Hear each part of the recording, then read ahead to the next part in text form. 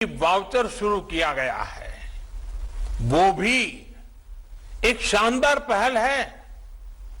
साथियों, भारत के डिजिटल समाधानों ने कोरोना से लड़ाई में भी हर भारतीय को बहुत मदद की है, एक नई ताकत दी है। आरोग्य सेतु ऐप से कोरोना संक्रमण के फैलते हुए रोकने में एक सजगता लाना, जागृति लाना, पूरी परिस्थितियों को पहचानना, अपने आसपास के परिसर को जानना, इसमें आरोग्य सेतु ऐप ने बहुत बड़ी मदद की है। उसी प्रकार से सबको वैक्सीन, मुफ्त वैक्सीन, इस अभियान के तहत भारत आज करीब करीब 90 करोड़ वैक्सीन डोज लगा पाया है और उसका रिकॉर्ड उपलब्ध हुआ है, सर्टिफिकेट उपलब्ध हुआ है। तो इसमें कोविन का बहुत बड़ा रोल है।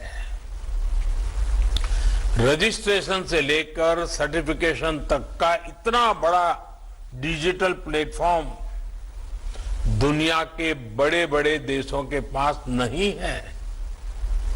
साथियों, कोरोना काल में टेली मेडिसिन का भी अभूतपूर्व विस्तार हुआ है।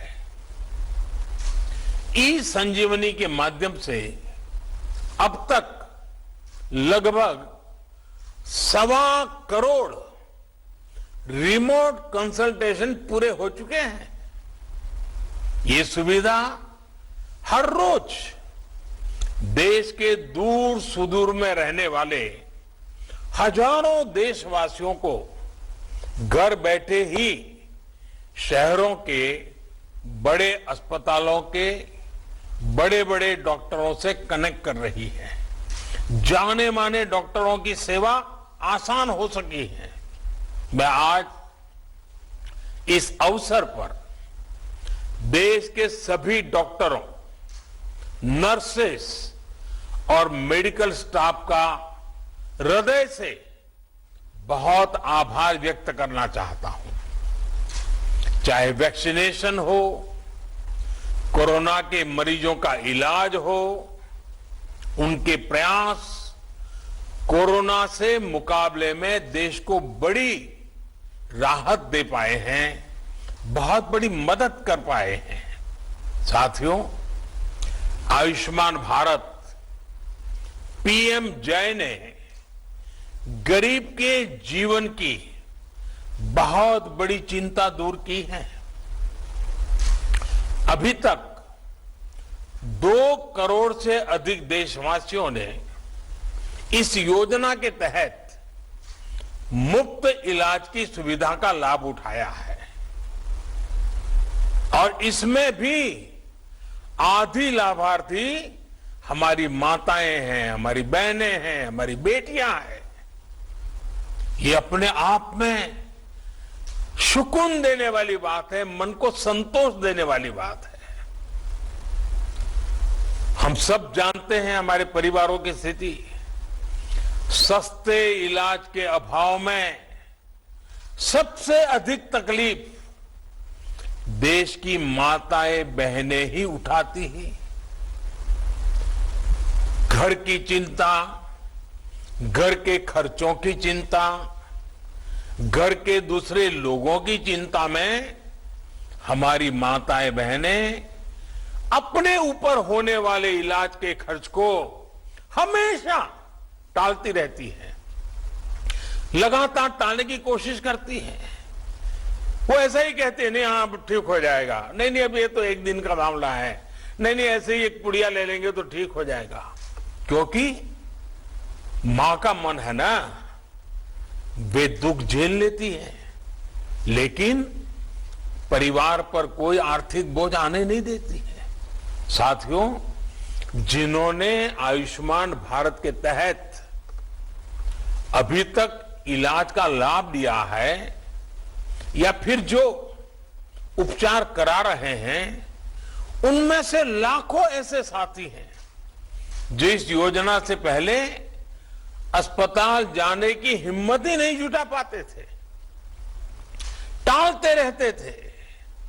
वो दर्द सहते थे, जिंदगी की गाड़ी किसी तरह खींचते रहते थे, लेकिन पैसे की कमी की वजह से अस्पताल नहीं जा पाते थे।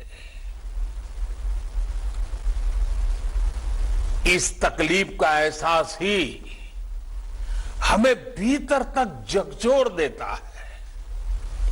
मैं ऐसे परिवारों से मिला हूं इस कोरोना काल में, और उसके पहले ये आयुष्मान की जब जो लोग सेवाएं लेते थे, कुछ बुजुर्ग ये कहते थे कि मैं इसलिए उपचार नहीं कराता था क्योंकि मैं अपने संतानों पर कोई कर्ज छोड़ करके जाना नहीं चाहता था। कुछ सहन कर लेंगे, हो सकता है जल्दी जाना पड़े, ईश्वर बुला ले तो चले जाएंगे, लेकिन बच्चों पर, संतानों पर कोई आर्थिक कर्ज छोड़ करके नहीं जाना है, इसलिए उपचार नहीं कराते थे। और यहां इस कार्यक्रम में उपस्थित हमसे ज्यादातर ने अपने परिवार में, अपने आसपास ऐसे अनेकों लोगों को देखा होगा। हमसे ज्यादातर लोग इसी तरह की चिंताओं से खुद भी गुजरे हैं। साथियों, अभी तो कोरोना काल है, लेकिन उससे पहले मैं देश में जब भी प्रवास करता था, राज्यों में जाता था, तो मेरा प्रयास रहता था कि आयुष्मान भारत के लाभार्थियों से मैं जरूर मिलूं। मैं उनसे मिलता था, उनसे बातें करता था, उनके दर्द, उनके अनुभव, उनके सुझाव मैं उनसे सीधा लेता था। ये बात वैसे मीडिया में या और सार्वजनिक रूप से ज्यादा चर्चा में नहीं आई, लेकिन मैंने इसको अपना नित्य क्रम बना दिया था। आयुष्मान भारत के सैकड़ों लाभार्थियों से मैं खुद रूबरू मिल चुका हूं, और मैं कैसे भूल सकता हूं उस बूढ़ी मां को जो बरसों तक दर्द सहने के बाद पथरी का ऑपरेशन करा पाई, वो नौजवान जो किडनी की बीमारी से परेशान था, किसी को पैर में तकलीफ, किसी को रीढ़ की हड्डी में तकलीफ, उनके चेहरे मैं कभी भूल नहीं पाता हूं। आज आयुष्मान भारत ऐसे सभी लोगों के लिए बहुत बड़ा संबल बनी है। थोड़ी देर पहले जो फिल्म यहां दिखाई गई, जो कॉफी टेबल बुक लॉन्च की गई, उसमें खास करके उन माताओं बहनों की चर्चा विस्तार से की गई है।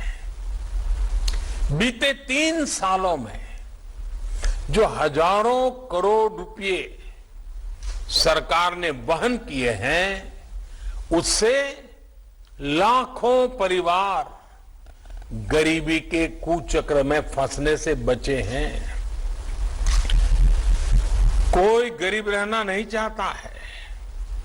कड़ी मेहनत करके गरीबी से बाहर निकलने के लिए हर कोई कोशिश करता है, अवसर तलाशता है।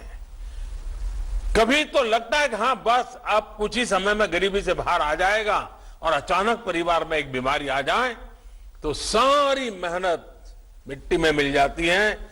फिर वो 5-10 साल पीछे उस गरीबी के चक्कर में फंस जाता है। बीमारी पूरे परिवार को गरीबी के कुचक्र से बाहर नहीं आने देती है, और इसलिए आयुष्मान भारत सहित हेल्थ केयर से जुड़े जो भी समाधान सरकार सामने ला रही है, वो देश के वर्तमान और भविष्य में एक बहुत बड़ा निवेश है। भाई और बहनों, आयुष्मान भारत डिजिटल मिशन अस्पतालों में प्रक्रियाओं को सरल बनाने के साथ ही ईज ऑफ लिविंग भी बढ़ाएगा। वर्तमान में अस्पतालों में टेक्नोलॉजी का जो इस्तेमाल होता है वो फिलहाल सिर्फ एक ही अस्पताल तक या एक ही ग्रुप तक सीमित रहता है। नए अस्पताल या नए शहर में जब मरीज जाता है तो उसको फिर से उसी प्रक्रिया से गुजरना पड़ता है। डिजिटल हेल्थ रिकॉर्ड्स के अभाव में उसको सालों साल से चली आ रही फाइलें लेकर चलना पड़ता है। इमरजेंसी की स्थिति में तो यह भी संभव नहीं होता है। इससे मरीज और डॉक्टर दोनों का बहुत सा समय भी बर्बाद होता है, परेशानी भी ज्यादा होती है और इलाज का खर्च भी बहुत अधिक बढ़ जाता है। हम अक्सर देखते हैं कि बहुत से लोगों के पास अस्पताल जाते समय उनका मेडिकल रिकॉर्ड ही नहीं होता। ऐसे में जो डॉक्टरी जो परामर्श होता है, जांच होती है, वो उसको बिल्कुल जीरो से शुरू करनी पड़ती है, नए सिरे से शुरू करनी पड़ती है। मेडिकल हिस्ट्री का रिकॉर्ड न होने से समय भी ज्यादा लगता है, खर्च भी बढ़ता है और कभी कभी तो उपचार कॉन्ट्राडिक्टरी भी हो जाता है। और हमारे गांव देहात में रहने वाले भाई बहन तो इस वजह से बहुत परेशानी उठाते हैं। इतना ही नहीं, डॉक्टरों की कभी अखबार में एडवर्टाइजमेंट तो होती नहीं है। कानों कान बात पहुंचती कि फलाने डॉक्टर अच्छे हैं, मैं गया था तो अच्छा हुआ। अब इसके कारण डॉक्टरों की जानकारी हर किसी के पास पहुंचेगी भी, हाँ कौन ऐसे बड़े बड़े डॉक्टर हैं, कौन इस विषय के जानकार है, किसके पास पहुंचना चाहिए, नजदीक में कौन है, जल्दी कहां पहुंच सकते हैं, सारी सुविधाएं। और आप जानते हैं, और मैं और एक बात कहना चाहूंगा, इन सभी नागरिकों इस तरह की परेशानी से मुक्ति दिलाने में आयुष्मान भारत डिजिटल मिशन बड़ी भूमिका निभाएगा। साथियों, आयुष्मान भारत डिजिटल मिशन अब पूरे देश के अस्पतालों के डिजिटल हेल्थ सॉल्यूशंस को एक दूसरे से कनेक्ट करेगा। इसके तहत देशवासियों को अब एक डिजिटल हेल्थ आईडी मिलेगी। हर नागरिक का हेल्थ रिकॉर्ड डिजिटली सुरक्षित रहेगा। डिजिटल हेल्थ आईडी के माध्यम से मरीज खुद भी और डॉक्टर भी पुराने रिकॉर्ड को जरूरत पड़ने पर चेक कर सकता है। यही नहीं, इसमें डॉक्टर, नर्स, पैरामेडिक्स जैसे साथियों का भी रजिस्ट्रेशन होगा। देश के जो अस्पताल है, क्लिनिक है, लैब्स हैं, दवा की दुकानें हैं, ये सभी भी रजिस्टर होगी। यानी ये डिजिटल मिशन हेल्थ से जुड़े हर स्टेक होल्डर को एक साथ एक ही प्लेटफॉर्म पर लाएगा। साथियों, इस मिशन का सबसे बड़ा लाभ देश के गरीबों और मध्यम वर्ग को होगा। एक सुविधा तो यह होगी कि मरीज को देश में कहीं पर भी ऐसा डॉक्टर ढूंढने में आसानी होगी जो उसकी भाषा भी जानता है, समझता है और उसकी बीमारी के उत्तम से उत्तम उपचार का वो अनुभवी है। इससे मरीजों को देश के किसी कोने में भी उपस्थित स्पेशलिस्ट डॉक्टर से संपर्क करने की सहूलियत बढ़ेगी। सिर्फ डॉक्टर ही नहीं, बल्कि बेहतर टेस्ट के लिए लैब्स और दवा दुकानों की भी पहचान आसानी से संभव हो पाएगी। साथियों, इस आधुनिक प्लेटफॉर्म से इलाज और हेल्थ केयर पॉलिसी मेकिंग में से जुड़ा पूरा इकोसिस्टम और अधिक प्रभावी होने वाला है। डॉक्टर और अस्पताल इस प्लेटफॉर्म का उपयोग अपनी सर्विस को रिमोट हेल्थ सर्विस प्रोवाइड करने में कर पाएंगे। प्रभावी और विश्वस्त डेटा के साथ इससे इलाज भी बेहतर होगा और मरीजों को बचत भी होगी। भाइयों और बहनों, देश में स्वास्थ्य सेवाओं को सहज और सुलभ बनाने का जो अभियान आज पूरे देश में शुरू हुआ है, ये 6-7 साल से चल रही सतत प्रक्रिया का एक हिस्सा है। बीते वर्षों में भारत ने देश में आरोग्य से जुड़ी दशकों की सोच और अप्रोच में बदलाव किया है। अब भारत में एक ऐसे हेल्थ मॉडल पर काम जारी है जो होलिस्टिक हो, समावेशी हो। एक ऐसा मॉडल जिसमें बीमारियों से बचाव पर बल हो, यानी प्रिवेंटिव हेल्थ केयर, बीमारी की स्थिति में इलाज सुलभ हो, सस्ता हो और सबकी पहुंच में हो। योग और आयुर्वेद जैसी आयुष की हमारी पारंपरिक चिकित्सा पद्धति पर बल हो। ऐसे सभी प्रोग्राम गरीब और मध्यम वर्ग को बीमारी के कुचक्र से बचाने के लिए शुरू किए गए। देश में हेल्थ इंफ्रा के विकास और बेहतर इलाज की सुविधाएं देश के कोने कोने तक पहुंचाने के लिए नई स्वास्थ्य नीति, हेल्थ पॉलिसी, स्वास्थ्य नीति बनाई गई। आज देश में एम्स जैसे बहुत बड़े और आधुनिक स्वास्थ्य संस्थानों का नेटवर्क भी तैयार किया जा रहा है। हर 3 लोकसभा क्षेत्र के बीच एक मेडिकल कॉलेज का निर्माण भी प्रगति पर है। साथियों, भारत में स्वास्थ्य सुविधाओं को बेहतर बनाने के लिए बहुत जरूरी है कि गांवों में जो चिकित्सा सुविधाएं मिलती हैं उनमें सुधार हो।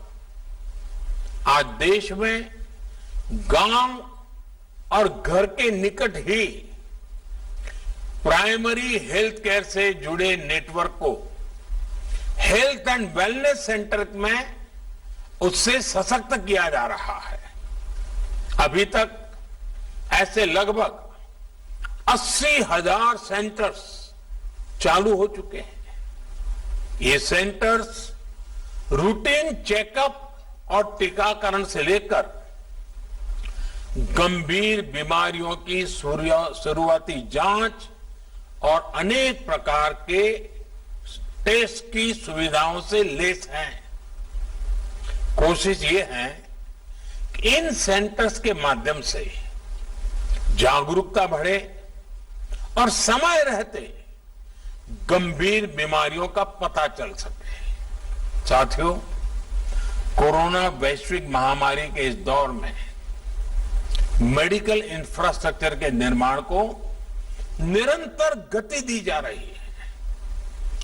देश के जिला अस्पतालों में क्रिटिकल केयर ब्लॉक्स का इंफ्रास्ट्रक्चर तैयार किया जा रहा है। बच्चों के इलाज के लिए जिला और ब्लॉक के अस्पतालों में विशेष सुविधाएं बन रही है। जिला स्तर के अस्पतालों में अपने ऑक्सीजन प्लांट्स भी स्थापित किए जा रहे हैं। साथियों, भारत के हेल्थ सेक्टर को ट्रांसफॉर्म करने के लिए मेडिकल एजुकेशन में भी अभूतपूर्व रिफॉर्म्स हो रहे हैं। 7-8 साल में पहले की तुलना में आज अधिक डॉक्टर्स और पैरामेडिकल मैन पावर देश में तैयार हो रही है। सिर्फ मैन पावर ही नहीं, बल्कि हेल्थ से जुड़ी आधुनिक टेक्नोलॉजी, बायोटेक्नोलॉजी से जुड़ी रिसर्च, दवाओं और उपकरणों में आत्मनिर्भरता को लेकर भी देश में मिशन मोड पर काम चल रहा है।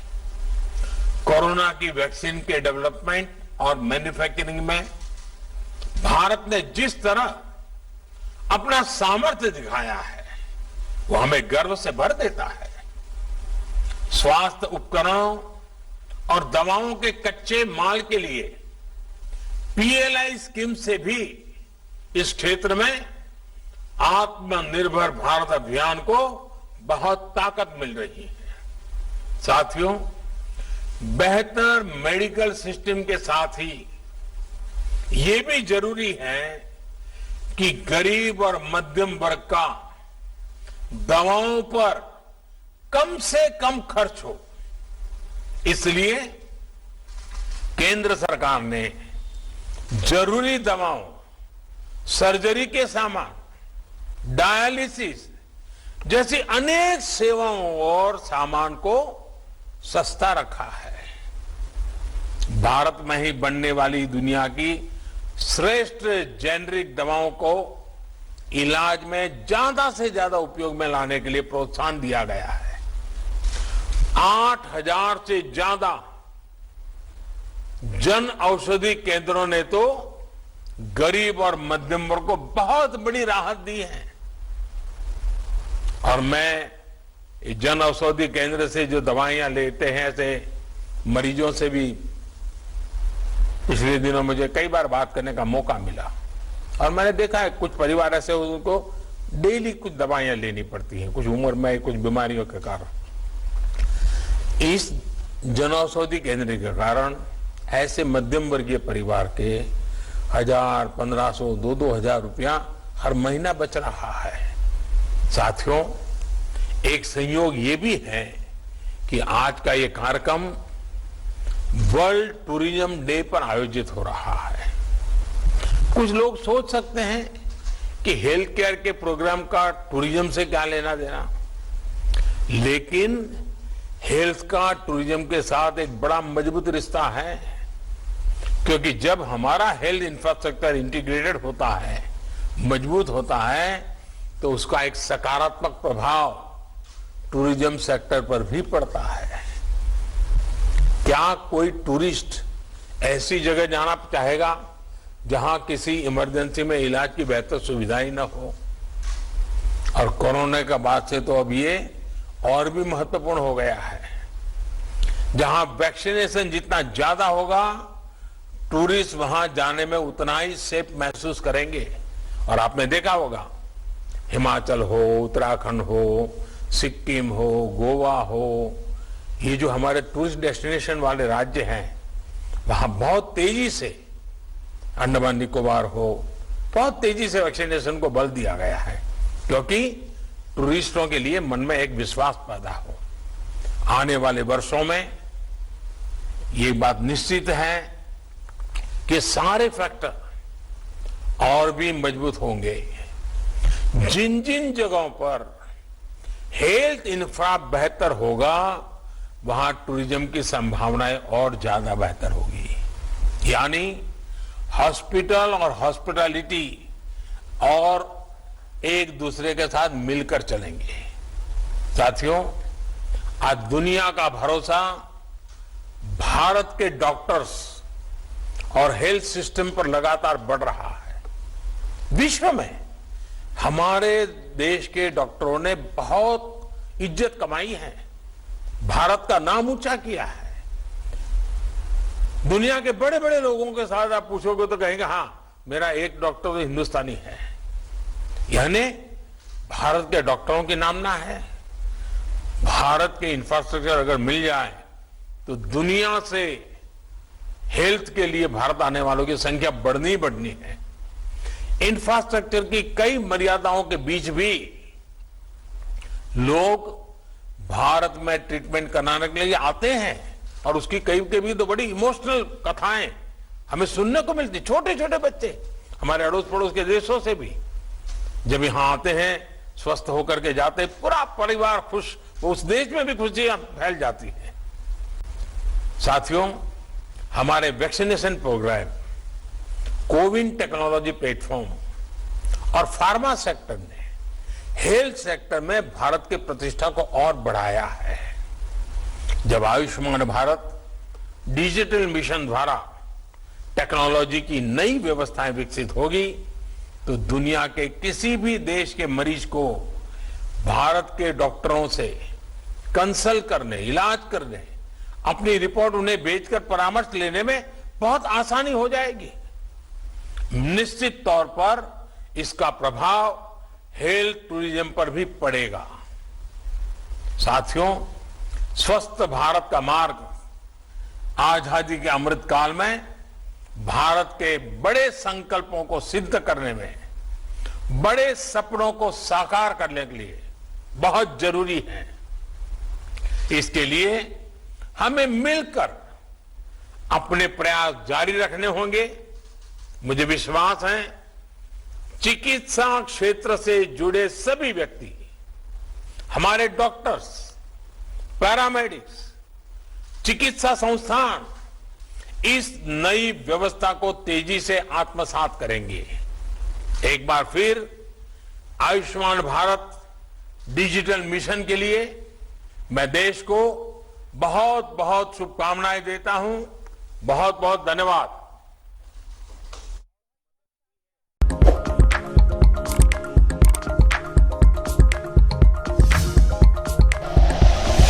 Like and share videos, subscribe करें हमारा चैनल और प्रेस करें बेल आइकॉन। न्यूज़ 11 भारत, सच है तो दिखेगा।